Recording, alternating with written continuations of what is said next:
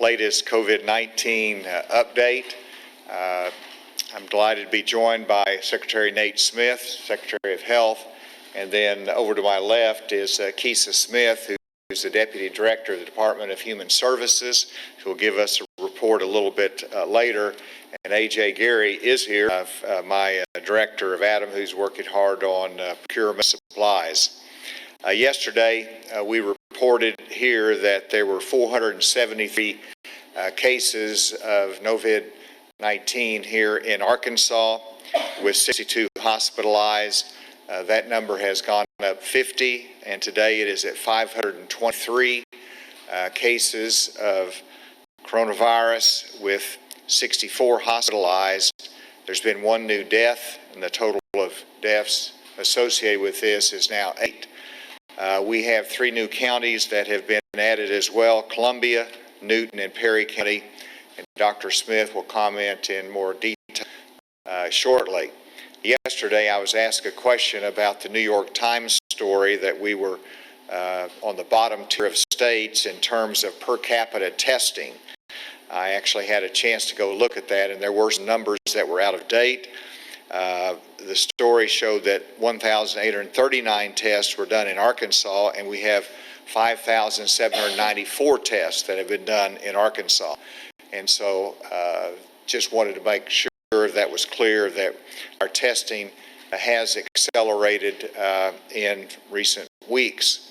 I did want to point out a graph that you have in front of you. I told you yesterday we're going to get back to our modeling, and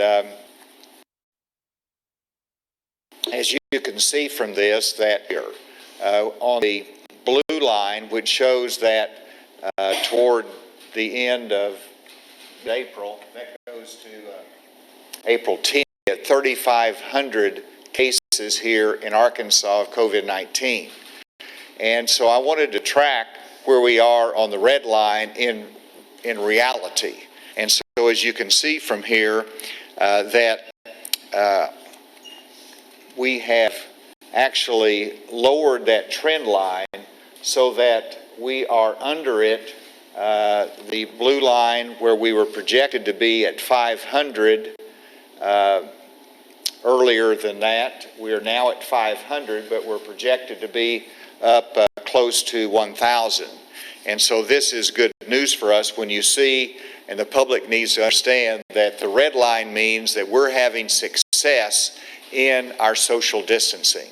We're having success in following the guidelines that have been set of limitation on gatherings. And if we can continue to do that, then that blue line goes up. The red line, we hope to stay underneath that blue line. And this is a very conservative estimate, as most people know, in terms of our ultimate number of cases here in Arkansas. And this projection only goes to mid-April. We will try to extend this as we have more information so we can project out further. But it gives the Arkansan really an objective almost. Let's do our part. Let's be self-disciplined. Let's follow the guidelines of CDC and Dr. Smith and our health department. And if we're successful in doing that, we're going to beat what those projections are. And that's our objective, because that saves lives. That gets us out of this crisis much quicker. It gets it back to normality in a quicker fashion. And so that is the objective. As you can see, these numbers are based upon yesterday's number. And so today we're at 523 for the first time. We've crossed that line. And at 523, we're underneath the projection of what it was going to be, which was close to 900. And so with that, I asked the question, what more can we do as a state?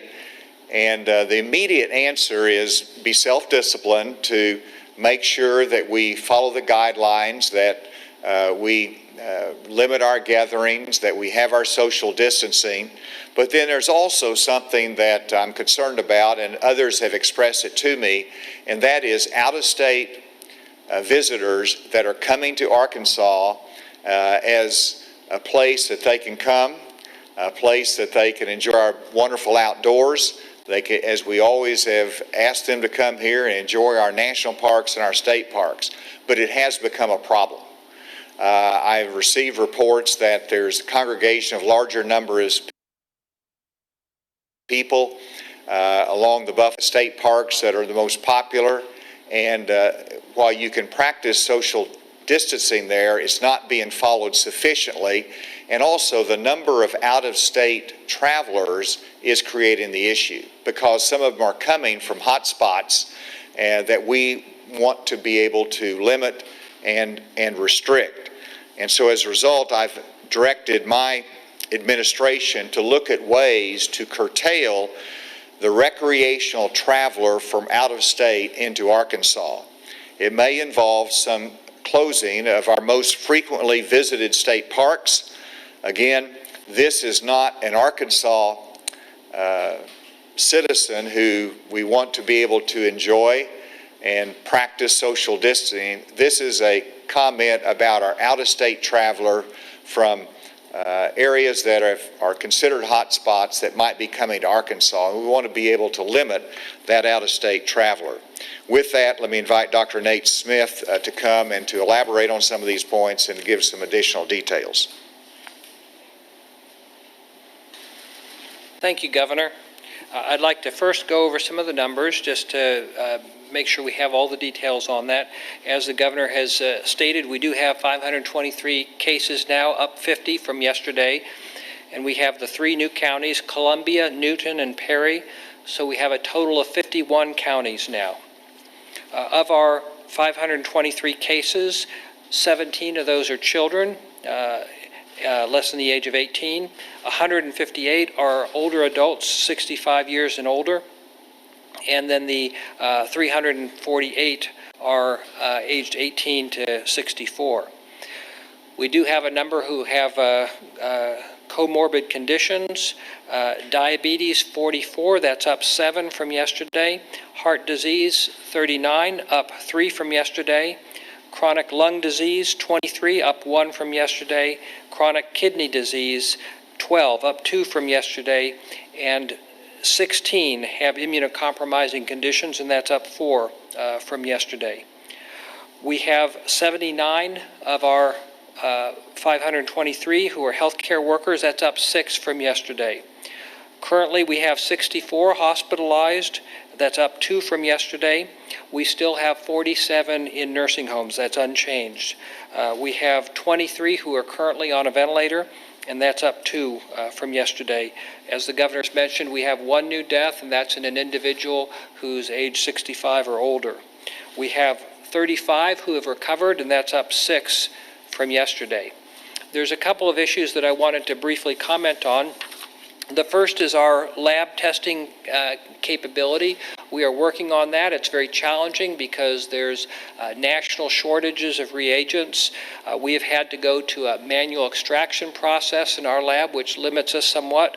But we were able to do 94 tests in the Arkansas Department of Health Public Health Laboratory yesterday, and UAMS was able to do 83 in their lab. They've increased from less than 50 the day before.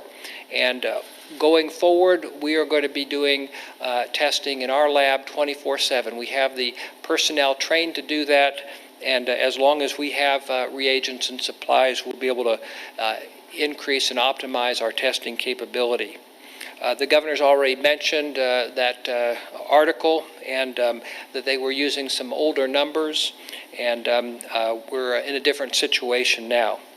Wanted to mention that we are in the process of planning to build our surge capacity for hospitalized patients. We have National Guard assisting us with that. Their planners are working together with our staff and with other partners to come up with a plan for how we can increase hospital beds beyond what we have now to accommodate additional patients if we need those. And then also finally, I wanted to talk a little bit about guidelines for when individuals can return to work if they've either tested positive or been exposed to someone who's tested positive, because there's a certain amount of confusion about that. I've gotten a number of questions from that. And I don't want to make it more confusing, but I think that if we can think of, first of all, the case where someone has tested positive, they're not all that sick, they go home and then they're feeling better. When can they go back to work? Well, if they've not been sick enough to go into the hospital, our guidelines for them, following the CDC guidelines, is that if they're 7 days past the onset of their illness, and it's been at least 3 days since they've had a fever, then they're safe to return to work. Now, there are some situations, like healthcare workers taking care of high-risk patients, where they may have additional criteria. They may want them to stay out longer, but for most people, that's fine. 7 days after the onset of their illness and at least 3 days free of fever. Now, someone who's been exposed to someone who's a case, they've gone home as home quarantine, they don't have any symptoms, they are not tested because they don't have symptoms, and they're waiting around. How long do they have to wait? Well, they have to wait 14 days. Because that covers the incubation period. That's the period of time between when someone gets infected and when they first start to show signs or symptoms. Now, that seems strange. If you're a case, you only have to be out 7 days. If you're not a case and you've just been exposed to a case, it's 14. Well, it's a time issue here. The person who is a case, they've already gone through that incubation period, and we're just looking at the period of time between when they have symptoms and when they're no longer contagious.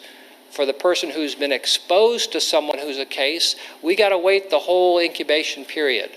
So we got to wait the whole 14 days because the problem is, if someone goes back after 7 days and then they become sick the next day, well, they've exposed a bunch of people there, and then they have to be quarantined. Before long, everyone in your work site will be quarantined. So you're not doing your colleagues a favor by coming back early. You may be actually creating more of a manpower shortage. Anyhow, I want to close my remarks with that. We're going to put some graphics up on our website that help to explain that so that people can get a visual picture of what I'm talking about. So thank you.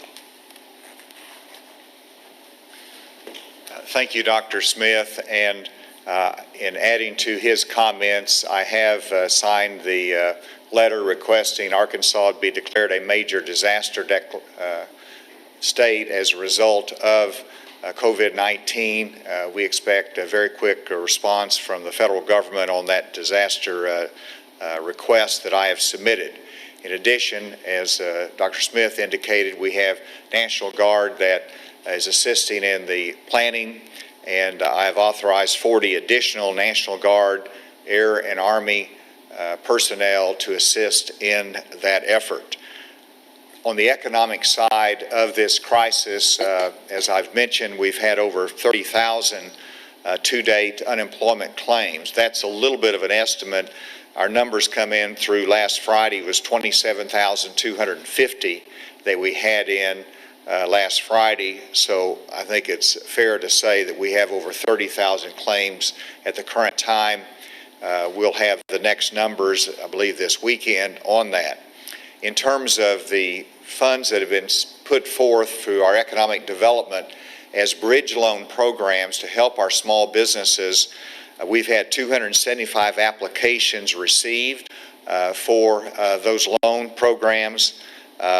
Most of those are in the smaller loan category, which are direct AEDC loans. The larger ones are going through the banks. It takes a little bit longer to process, but we expect to have all $3 million of those loans out by early next week because of the demand for those.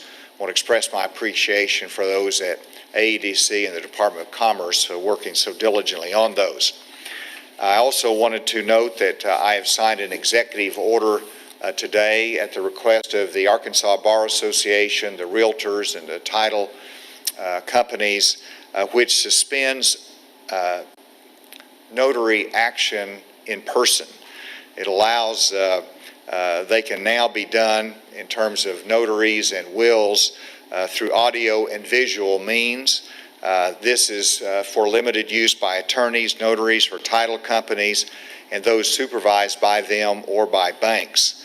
This will allow those that need a will that they haven't been prepared for to be able to get it done, even though they might be in isolation or they might not be able to, because of limitations on person-to-person contact, be able actually to execute the will or to get some transfer of property actually executed.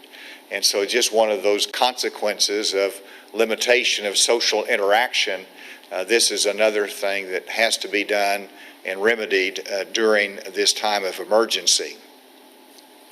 On the good news side of things, I'm delighted to have Keisa Smith here, again, Deputy Director at Human Services, that wants to talk about those that have been working from home in state government and doing extra assignments that benefits people, as well as some of the child welfare workers that we are doing some extra responsibilities under difficult circumstances during this time. Keisa?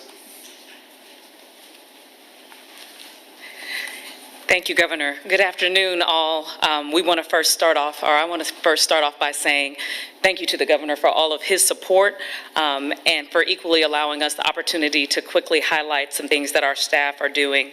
As many of you know, we too have healthcare workers that are still ensuring that those in our care at the state hospital, the health center, and our human development centers across the state are getting the care that they need and are remaining safe. And we are extremely grateful for their continued work. However, we want to take a moment to recognize our staff that are making sure we continue to provide a safety net for those Arkansans that are most in need, and also those that have found themselves in need unexpectedly because of COVID-19.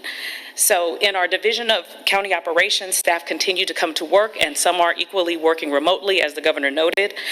We have recently been given permission by the federal government to take SNAP applications by phone and waive interviews during this emergency, but there still has to be individuals processing those increases in applications. And also, there are some staff that have to be present for those individuals that do not have a phone and internet access. But we have seen a great increase in the number of applications we receive, and so those individuals that are working remotely and at the office are seeing a considerable rise in the work that they do. Also, our Division of Children and Family Services, those staff are still keeping children safe across the state. Last week, I received a story about the fact that we had an allegation that came through from the Child Abuse Hotline that there was a 10-year-old that was being physically abused. The offender had put up several roadblocks to our staff, and our staff knew that they had to go into the home, and so they did that. Once they did that, they were able to get the child alone in the home, speak to him without the offender being present, and the child disclosed that he was being physically abused. And they have told us that that child would not have disclosed if he was not spoken to face to face. And so that highlights the fact that there are still activities that our agency has to do that has to occur face to face, even in light of the things that are happening across the state. And not only are DCFS workers having to do that, but our adult protective service workers are equally going into homes during this pandemic and making sure that those Arkansans that are the most vulnerable, our children and our seniors, are being protected from harm. And our last story is something that we were able to share with the Governor this morning. Our agency has started a new venture. We have about 15,000 clients that receive home health services. Many of these individuals are homebound, and unlike individuals that are in nursing homes or assisted care, they don't have someone that's coming in and seeing about them every day. And so we had some of our divisions come together and say that we really needed to find a way to check on those individuals and make sure that they were equally safe. And so they created a call center, ad hoc, got together and made sure that all 15,000 plus of those clients received at least 2 phone calls each week to make sure that they were not having any problems. And we were not running that call center very long before we made a call to an individual who said, "Oh, I'm okay. However, I'm low on food, and by the way, my power is off." What made that even more significant is that that individual was on oxygen, and not a portable oxygen machine, but an oxygen machine that had to be plugged in at night in order for her oxygen to continue to go. And so the individual that took that call immediately elevated it. You all know that we have offices across the state. We got a regional individual out to that home to make sure that the client was safe. We had another staff member call the client's children. The children made sure that they were going to get food to their mother. They also called the energy company to make sure that the power got back on that day, which it did. But our staff member that went out equally didn't stop there. She went next door and talked to the neighbor and let the neighbor know what was going on. And the neighbor even offered to pull out her extension cord and draw it to the next to the house to make sure that that client got oxygen. And so it's just a story to show that even in the midst of trying times, that we still have individuals that are working hard, Arkansans that are caring for other Arkansans and making sure that they are taken care of. And we are extremely grateful for all the work that they are doing and continue to do, even in light of COVID-19 and what all is happening. Thank you, Governor. Thank you, Kisa. Over 5,000 calls were made into people's homes to make sure they're okay. Very proud of that initiative and the difference it makes in people's lives. With that, be happy to take any questions. Where exactly was that most recent death from?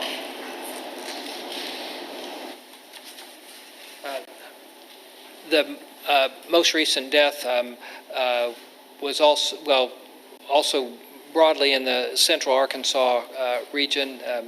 That patient actually expired at White River Medical Center. How can we be sure we are trending lower than the projections if our testing is so limited? That's a problem across the country. As you probably read, we're not testing as much as we would like to, as much as we should. Now remember, these projections were made at a time when we had even lower capacity for testing. So this is not an exact model, but we actually are testing more than we were then. So there's a danger that we could overshoot our projection just because our testing capacity was so low in the first couple of weeks.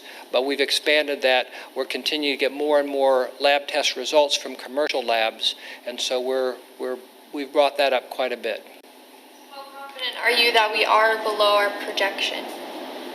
Well, another way of looking at this, other than just cases, is hospitalizations. And as soon as we have a little bit more data, what we will do is go ahead and do projection lines for hospitalizations. Now, it's quite possible you could have someone out there who doesn't get tested, so they don't get counted. But once they're sick enough to go in the hospital, then we're pretty sure we're capturing them. So once we're able to use hospital data and make a trend projection based on hospitalized patients, then that will give us some confirmation of where we are. Testing issue, are the positive numbers still being affected by the fact that you're doing a lot of tests at the nursing homes? The ones at the Arkansas Department of Health Public Health Lab, yes. Again, we are prioritizing those because we've completed testing at the Briarwood facility, but we still have some work to do at the other nursing homes to complete testing of all residents and all workers. So that's also affecting our numbers. We have fewer positives than we might if we were testing a higher risk population. Now, this is a very high risk setting, so it makes sense for us to do that testing, but the ones that are coming in from the commercial labs have a somewhat higher positivity rate. Excuse me, for cases, for counties that don't have any positive cases yet, do you attribute that maybe from a lack of testing? Maybe there are cases there. Well, that's what I've said before, is that we have to assume that any public space is a potential area in which COVID-19 could be transmitted. And so I don't think we can say just because my county doesn't have any cases that it's perfectly safe, but we do know that it takes a while for this infection to spread. And especially in rural areas where the population density is lower, there may be parts of our state that actually don't have any cases at all, whether we've done testing there or not. How many results came back from those commercial labs? You mentioned the 90 plus from the Department of Health, the 80 plus from UAMS. Do we have a number on that? I'll go ahead and give you a detailed breakdown on that tomorrow. As the governor has mentioned, we had about 5,800 tests so far, and a little over 1,000 of those have been from the public health lab. Do we know yet how many people who had recovered were on ventilators at one point? We're working on that. I had that on my daily report, and a few days ago I said, look, no one seems to be interested in that, so we'll drop it off. Now they're having to come back and get those data for you. So I apologize. I thought I'd have them today. The number of healthcare workers that continues to rise, are you concerned that some of those workers have been exposed because they don't have PPE, or is it all, what is it? What are the kinds of things going into that? Well, I think we're doing a better job in general of getting PPE out. We're still getting reports of facilities that don't have access to PPE, but we've got personal protective equipment from the Strategic National Stockpile that's going out. We have a purchase that we've worked with UAMS to procure, and that will be going out soon. I don't think anyone has all that they anticipate they will need, but we're trying to get that out there. The highest risk settings for healthcare workers tend to be when a patient comes in and they don't initially suspect COVID-19, and then there are many people who were exposed before people think to put on the personal protective equipment. Our experience with the nursing homes and to some extent the hospitals is that once people know and are using the PPE, then the number of new healthcare workers who are infected drops significantly, but it's that initial admission when people don't know and they're not suspecting. So we have to have a higher index of suspicion. So do you have a breakdown then of what sort of professionals they are? Doctors, nurses, respiratory therapists, medics? I don't have a detailed breakdown of that today. I'll try and get that for you. Remember, this is a moving target, though. We're getting new reported every day, and getting all the details on it takes a little bit of time. On the issue with the parks, it sounded, Governor, like you're considering closing some of the state parks, and then like with the Buffalo National River, that's a federal park, so would you be asking the federal government to close that down? We're in communication with the national park. I know that there's been a request from some of the local officials there in Newton County, and actually some of the concessionaires along the river have actually shut down out of a concern for all of the out-of-state visitors that are coming in. So we ought to work with the National Park Service. I expect some decisions to be made. But it's not just simply about the Buffalo National River. It's also about some of our highly trafficked state parks that are very popular. And whenever you look at the tags and they come in from other states and what we would consider hot spots, that's a concern. And whenever you see Texas starting to do more inspections of people coming from Louisiana into Texas, you know, are they going to be coming up this direction? It's a manpower resource as to the level of checking, but it's also, you don't want to totally impede commerce because, you know, we have vital goods and essential services that are being delivered. It might be a load of PPE that's coming to us via some of these routes. And so you want to make sure that commerce flows, and you want to make sure that across our state lines from Louisiana to Arkansas that the workers can go. We have a lot of workers that work back and forth across the states, and so you've got to really be careful about how you do this. And from my view, if you want to simply reduce the flow of out-of-state visitors, you're going to have to close here, because that not only they're not only outdoors, but they might be stopping somewhere along the line for gas. They might be on touching counters, and so you know, it just increases the risk. Identify the parks. Let's look right here, Mike. Are you looking at potential of having like a checkpoint at the Louisiana line with state police? I'm not considering that now. I think through a lot of different options, the right step for now, and so that's not being done. We've had the mayor of Helena that encouraged us to do inspections as people come across the bridge into Helena. And we've resisted that for some logical reasons, because once you do that, where do you stop? Because you got the Memphis Bridge, you've got the bridge in Fort Smith, and so we don't have the resources to do that level of inspection, and it's not helpful whenever you're having that flow of workers going back and forth into our manufacturing and essential services that we provide. So it's not on the table right now, but we evaluate this every day. Every day I wake up and say, what more do we need to do? Where's the problems out there? Can we address this? How do we do it? Mary Robin is over here, my legal counsel, and she works on executive orders every day. But we're working on those issues. Have you identified the parks that you'd like to? I've asked Secretary Hurst to identify any parks that she has a concern about and to make recommendations to me, so I'm waiting on that recommendation. Is there anything being done to streamline that unemployment claim process? Because we're being flooded with stories and everything of people still not being able to get through. Phone lines are shutting down at 3. Anytime that someone has filled out anything through the website, they're being directed to either visit the office or call, and obviously they can't visit the offices right now. So what's being done to kind of hopefully streamline some of this? Secretary Preston and the team at Commerce has worked very hard. I know that they've brought in 20 or 30 new staff people to be trained and to man the phones. I know that they've invested in new IT systems, and I know that they've tried to make sure that the website and the in-person opportunity is effective, even though we're trying to reduce those that go to the office. And so we've had tens of thousands that have got through and filled out claims.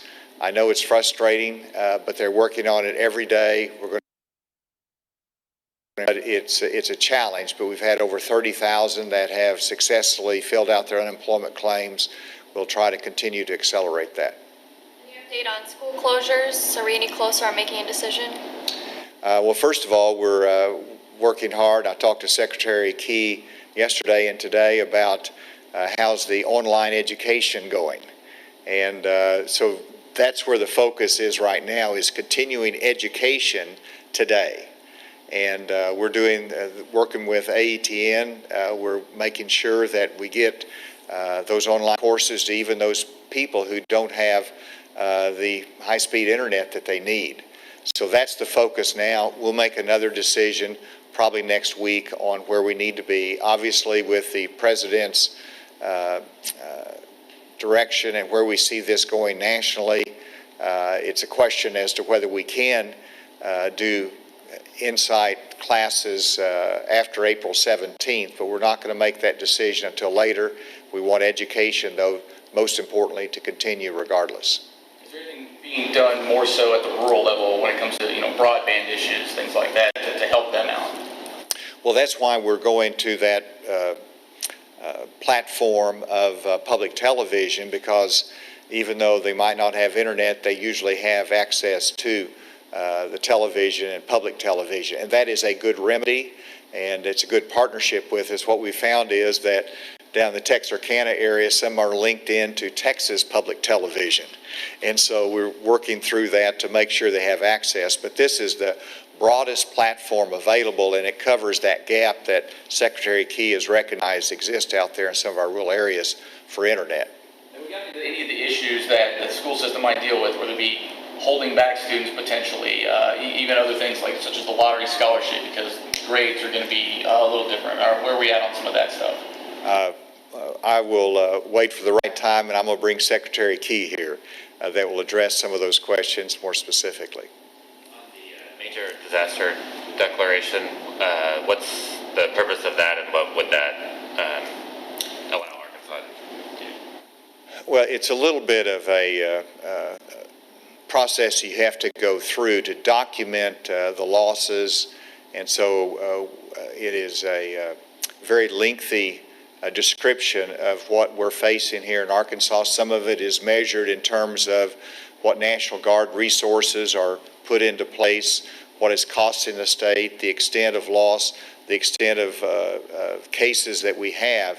And so we've reached the point that we could fairly document that, and we've worked with FEMA as they review it. I expect a very quick turnaround. Hopefully we'll have an announcement as to what difference that makes. That gives us, for example, access to federal funding for this disaster. The most clear example is our National Guard resources. Right now, when I allocate 40 more National Guard personnel, that's on the state's dime. But once we get a national declaration, then that moves it to Title 32 status, which means we get federally reimbursed for National Guard expenses. So it's a very important step that we go through, and I have no doubt that that's going to happen. One last question. The President's Task Force, Dr. Fauci's, they're going to release tonight their model for infection. Have they shared that with you? No, they have not shared that. Maybe Dr. Smith has had a direct communication on it, but they're working at the national level on those. We see a lot of their same national models, and we review those. We compare that to where we are in Arkansas, but I really appreciate what Dr. Smith has done and his team at Health in trying to look and project where we are. And so we get information from the national models, but we want to tailor make it as to where we are exactly. And, you know, if we get off course, we'll adjust accordingly, but I think that's more transparent and more helpful to Arkansans.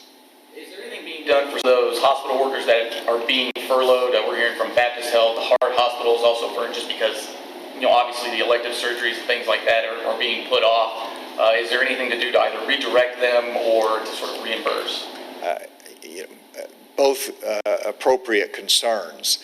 First of all, from a financial standpoint, we want to make sure that they have access to not just our state unemployment dollars, but also the federal assistance that comes to them. We hope that'll come quickly. But then just as important, they're healthcare workers, and they want to be in the fight, and they want to be helpful. And so that's what Dr. Smith is referencing, that if we look at hospital beds, you got to look at personnel, you got to look at healthcare workers, and so we've got to develop a capacity to bring those volunteers in, not volunteers, but healthcare workers, and get them reallocated in the fight where we need them. Thank you all very much. All right, we just heard from Governor Asa Hutchinson as he provided us with an update on the number of COVID-19 positive cases that we've seen in the state. And I want to highlight some of the important takeaways from this press conference, beginning with the latest number of positive cases that we've seen in Arkansas. The Arkansas Department of Health has reported 523 positive COVID-19 cases as of about 1:30 this afternoon. The breakdown of that number includes 17 children, 158 adults aged 65 and older, and 348 adults between the ages of 18 and 64. Of that 523 positive case number, 64 of those cases are hospitalized. We've reported 8 deaths. That's one up from yesterday. 35 recoveries, and we just found out today that 3 new counties have been reported, including Columbia, Newton, and Perry counties of new cases who have been reported in those counties. Now, the governor showed a graph in that press conference. If you happen to miss it, I just want to briefly speak to that. He showed a graph that illustrated the trend that we are seeing in Arkansas. That trend is doing better than the state actually projected. And why? Is that the governor says that Arkansans have been doing a great job with following guidelines that have been given to us from the CDC and state health officials. Now, yesterday, if you tuned in to THV 11, you saw and you heard from state officials that spoke about allowing people to be outside in our state parks. Well, They announced today that people visiting state parks has in fact become a problem. It's not the Arkansans, it's the out-of-state visitors that state officials are worried about. We have a lot of visitors coming into Arkansas from hotspots, from neighboring states outside of Arkansas, and the state is now looking at ways to curtail that problem and limit the amount of out-of-state travel. We'll be checking in with them to find out how they plan on doing that. As for returning to work, Dr. Nate Smith, the Secretary of Health, he said that he's gotten a lot of questions, a lot of confusion out there, people wondering, when can I return to work? When can I return to going back to life as normal as possible in the midst of this pandemic? Well, we got some answers today. Dr. Nate Smith told us that 7 days past the onset of illness and at least 3 days since having a fever, and you should be safe to return to work. I want to repeat that. That's 7 days past the onset of illness and at least 3 days since you've had a fever, and you should be able to return to work without a problem. Now, if you are one of those people who've been exposed to a person with a case of COVID-19, but you showed absolutely no symptoms, you had no fever, and you've been quarantined for 14 days, then you too should be able to return to work. Governor Hutchinson also signed a declaration today allowing notaries to be signed through visual and audio means. So what does this mean for you at home? That means that should you or a family member need to process important things like a will, you can do that over the phone or through video communication, which is very important during this pandemic. Also, last point I want to bring up, Keisa Smith with the Department of Human Services made mention that they have given permission to process SNAP benefits over the phone now, and there are operations that are still taking place. Essential employees in this division, Children and Family Services, are still operating because there are still things that need to be taken place and workers have to do certain things in person. She brought up a story, a brief story that I want to make mention of about a 10-year-old boy. They had received a report that the 10-year-old was being abused. Had that worker not been able to go into that home and lay eyes on that child theirself and hear from the child that they were being abused, there's no telling what could have happened in a situation like that, and that child is not alone. There are important things that still have to take place, and there are workers out there. We want to keep those workers in mind. These are just a few notes that have come out of this press conference, but you can count on THV 11. Folks, I told you yesterday, this is a very confusing time, but you can count on us to be there right with you every step of the way. Make sure you tune in to THV 11 both on air and online for the very latest. I'll join you back here tonight at 5, 6, 6:30, and 10.